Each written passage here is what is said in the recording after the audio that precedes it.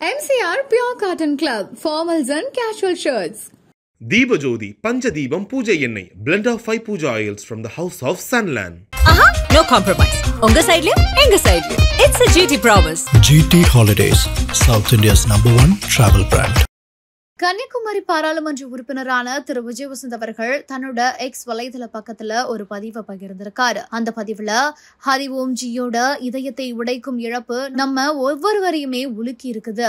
இந்த துயரமான தருணத்துல ஸ்ரீ ராகுல் காந்தி அவர்கள் இழந்தவரோட குடும்பத்தினரை சந்திச்சது இரக்கம் மற்றும் அசைக்க முடியாத ஆதரவின் அடையாளமா நிற்குது. நீதிக்காக அவர்களின் போராட்டம் நமது கூட்டு போராட்டம். காங்கிரஸ் உறுதியாக நிற்குது. நியாயத்திற்கு அதன் உண்மையான அர்த்தத்துல உறுதி பூண்டுள்ளது. மேலும் சாதி அடிப்படையிலான வன்முறையின் கொடுமை நமது சமூகத்திலிருந்து துடை தெரியப்படும் வரை ஓயாது அப்படின்னு போட்டிருக்காரு. இருந்துகிட்டே இருந்தது. அதுதான் தவிர நம்ம ஒரு பெரிய ஸ்டார்டம் இதை எதிர்பார்த்து பண்ணல. இப்ப இந்த இதுவே ரெகக்னைஸ் பண்ணியிருக்காங்கன்னா அது நேரில் பெரிய விஷயம் தான் சொல்லுவேன். இப்போ தந்தையோட மறைவுக்கு பிறகு அந்த டைம் பேசினாங்க. ஸோ அந்த குடும்பத்துக்கு தான் நாங்கள் சில விஷயங்கள் பண்ண வேண்டியது இருக்குங்கிற மாதிரி காங்கிரஸ் சில தலைவர்கள் பேசினாங்க.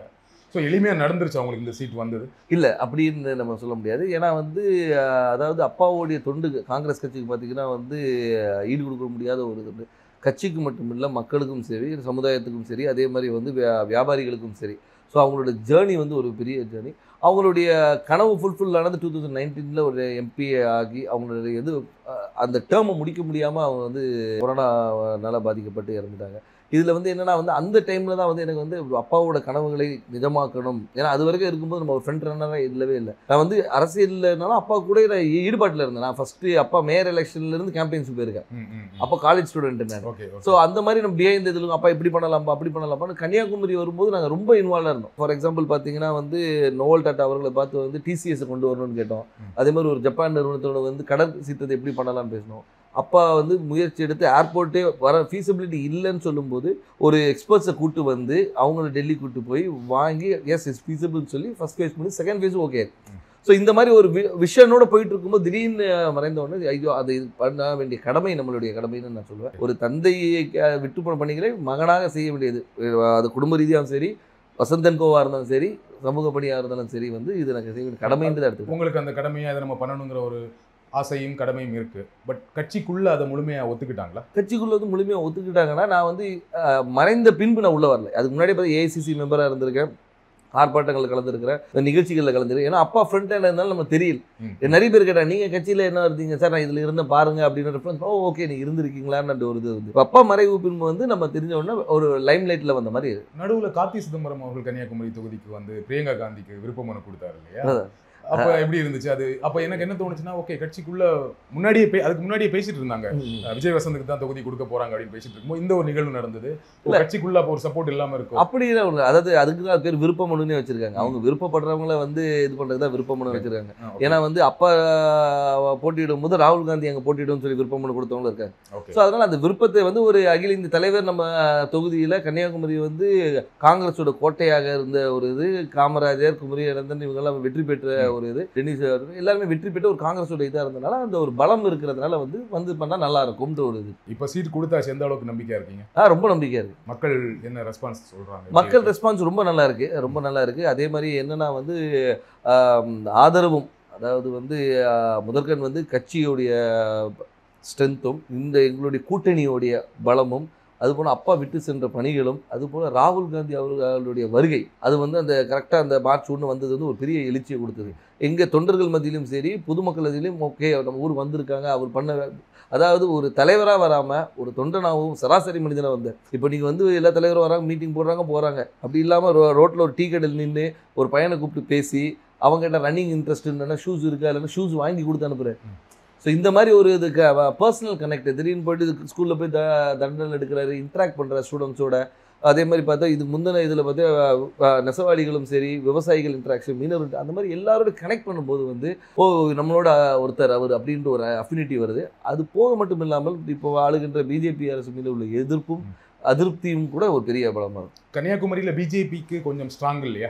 பொன்னார் அவர்கள் ரொம்ப ஸ்ட்ராங்கான கேண்டிடேட் தான் இல்லையா? அதை மறக்க முடியாது. கண்டிப்பாக அதை நம்ம மறுக்க முடியாது. நம்ம அதாவது பிஜேபி தரப்பில் திரு பொன் ராதாகிருஷ்ணன் அவர்கள் ஒரு 2 முறை எம்பியாக இருந்தவர் தான், ஒரு பெரிய வேட்பாளர். ஆனாலும் எங்களுடைய கூட்டணி, அதாவது எங்கள் திமுக சார்ந்த கூட்டணி வந்து மிக பலமான கூட்டணி சொல்லலாம். அது வந்து திமுக மட்டும் இல்லாமல் எங்களை சார்ந்து இருந்த மதிமுக, அதுக்கு ஒரு விடுதலை சிறுத்தைகள், அதுக்கு ஒரு முஸ்லீம் லீக், அதுக்கப்புறம் மனிதநேய மக்கள் கட்சி, இது எல்லாமே பார்த்திங்கன்னா வந்து எங்களுடைய ஒவ்வொரு பேஸையும் கவர் பண்ணுது. அதாவது ஒரு முஸ்லீம்ஸ் கவர் பண்ணுது, திமுகவோட ஸ்ட்ராங் ஹோல்டு, மதிமுகவோட ஸ்ட்ராங் ஹோல்டு, அந்த மாதிரி வந்து எல்லா பாக்கெட்டும் கவர் பண்ணி எங்களோட ஸ்ட்ரென்த்தை வந்து நான் இன்னும் மொபிலைஸ் பண்ணி வச்சுருக்கோம். ஸோ இப்போ பார்த்தீங்கன்னா வந்து இது வந்து எங்களுடைய ஷோர் ஷாட் விக்ட்ரின்னு சொல்லலாம். ஸோ உங்கள் கூட்டணியோட ரொம்ப ஸ்ட்ராங்காக இருக்குது, அந்த கூட்டணியை ஒரு பெரிய வெற்றி தேடித்தரும்னு சொல்கிறீங்க. கண்டிப்பாக. திரு வசந்தகுமார் அவர்களுக்கு கன்னியாகுமரி தொகுதி மக்கள் வாக்களித்தாங்க. ஏன் விஜய் வசந்த் அவர்களுக்கு வாக்களிக்கணும்? ஏன் உங்களுக்கு வாக்களிக்கணும்? அதான் வசந்தகுமார் அவர்களுக்கு வாக்களித்தனால விஜய் வசந்துக்கு வாக்களிக்கணும்னு நான் சொல்ல வரல. ஆனால் ஒரு காங்கிரஸ் வேட்பாளராகவும் அதே மட்டுமல்ல வசந்தகுமார் அவர்கள் வந்து இந்த மக்களுக்கும் கன்னியாகுமரி மக்களுக்கும் பல துண்டுகளை செஞ்சுருக்காங்க. அது விட்டு போன பணிகளை வந்து அவர் மகன் செய்வார் என்ற ஒரு நம்பிக்கை அவங்களுக்கு இருக்குது. அது மட்டும் இல்லாமல் வந்து நான் வந்து ஒரு வாரிசாக வந்து நேராக போயிட்டு வந்து நான் நேராக டெல்லியில் இங்கேயும் போய் வரல. அடுத்த நாளே மக்களை சந்தித்தேன், மக்களோட இருந்தேன், எல்லா நிகழ்ச்சிகளை கலந்து கொண்டு எல்லாரோட நிறை குறைகளை கேட்டுட்ருக்கோம், மக்களாக இருந்தோம். அது ஏன்னா எடுத்தவொன்னே அக்செப்ட் பண்ணிக்க மாட்டாங்க, கேட்குற கேள்விக்கு தான் சொல்கிறேன். அதை அக்செப்ட் பண்ண வைக்கிறதுக்கு நான் ஒர்க் பண்ணேன்.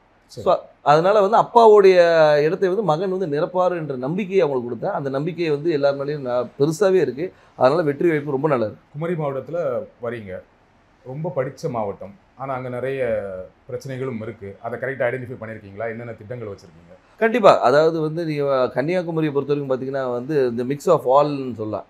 அதாவது கடல் இருக்குது, மலை இருக்குது, எல்லாமே இருக்குது. அதனால் வந்து மக்களுடைய தேவைகளும் அவங்களுடைய இதுவும் நிறைய வேறுபாடுகள் இருக்குது. ஒரு பாக்கெட்டையும் நாங்கள் அனலைஸ் பண்ணி வச்சுருக்கோம். அதாவது இந்த மக்களுக்கு இது தேவை, இவங்களுக்கு இது தேவையில்லைன்ற அளவுக்கு அனலைஸ் பண்ணி வச்சுருக்கோம். மக்களுக்கு விரோதமான எந்த ஒரு சட்டத்தையும் கொண்டு வரக்கூடாது என்ற ஒரு முடிவும், மக்களுக்கு எப்போவுமே நன்மை கொடுக்கணுன்ற ஒரு சட்டத்தை கொண்டு வரணும், அவங்கள மக்களுடைய வாழ்வாதாரத்தை உயர்த்துகிற அளவுக்கு என்ன செய்யணுமோ அந்த திட்டங்களை கொண்டு வந்து. எனக்கு தெரிஞ்ச வரைக்கும் குமரி மாவட்டத்தில் வாழ்வாதாரம் ஓரளவுக்கு நல்ல வாழ்வாதாரம் இருக்கும், எல்லாமே படித்தவங்களாக இருப்பாங்க, வேலையில் இருப்பாங்க.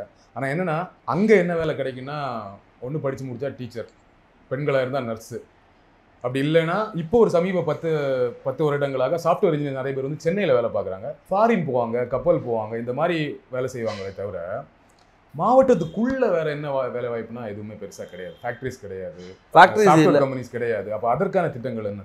அதற்கான திட்டங்கள் நிறைய கொண்டு வர திட்டங்கள் நிறைய இருக்குது. ஏன்னு சொல்லிங்கன்னா வந்து நீங்கள் சொல்கிற ரிக்குவயர்மெண்ட்ஸ் மட்டும் பார்த்தீங்கன்னா வக்கீல்களும் நிறைய இருக்குது, டாக்டர்ஸ் நிறைய இருக்கிறாங்க. நீங்கள் சொன்ன அது நர்ஸ் டாக்டர்ஸ். அது மட்டும் இல்லாமல் வந்து லிட்ரஸி ரேட் அதிகம் இருக்கிறதுனால வந்து இவங்க பல இடங்களில் ஸ்ப்ரெட் பண்ணியிருக்கிறாங்க. ஸோ அது மாதிரி தொழிற்சாலைகளை கொண்டு வரது வந்து ஒரு சில பாக்கெட்டில் கொண்டு வரலாம். நீங்கள் பார்த்தீங்கன்னா நீங்கள் தொழிற்சாலைகள் வந்து ஒரு இடத்துல கூட, அதே மாதிரி கடற்புற கதை வந்து டெவலப் பண்ணுறது என்னென்ன கொண்டு வரணும். ஸோ தொழிற்சாலையை கொண்டு வருது. அதனால வந்து ஒவ்வொரு ஊர் இப்போ பார்த்தீங்கன்னா ரப்பர் ஃபேக்ட்ரி இருக்காங்க, ரப்பர் ஃபேக்ட்ரியை வந்து நம்ம டெவலப் பண்ணலாம். ஸோ வந்து அது மாதிரி தொழிற்சாலை நிறைய இருக்குது. அதே மாதிரி வேலைவாய்ப்பு திட்டங்களும் நிறைய கொண்டு வரலாம். நம்ம என்னென்னா நம்ம மக்கள் என்னென்னா இங்கே இருக்கிற மக்கள் எல்லாமே பாதி பேர் வெளியே தான் இருக்கிறாங்க. இப்போ இந்த கொரோனால தான் நமக்கு தெரிஞ்சு பாதி பேர் ஊரில் இருக்கும். இவ்வளோ பேர் வந்து நம்ம ஊரை சார்ந்தவங்க இந்த தமிழ்நாடு முழுக்க இருக்காங்கன்னு தெரியுது. MCR Pure Cotton Club, formals and casual shirts. Deepajodi Panchadibam Puja Ennai, blend of 5 puja oils from the house of Sunland. No compromise. Unga side liye, enga side liye. It's a GT promise. GT Holidays, South India's #1 travel brand.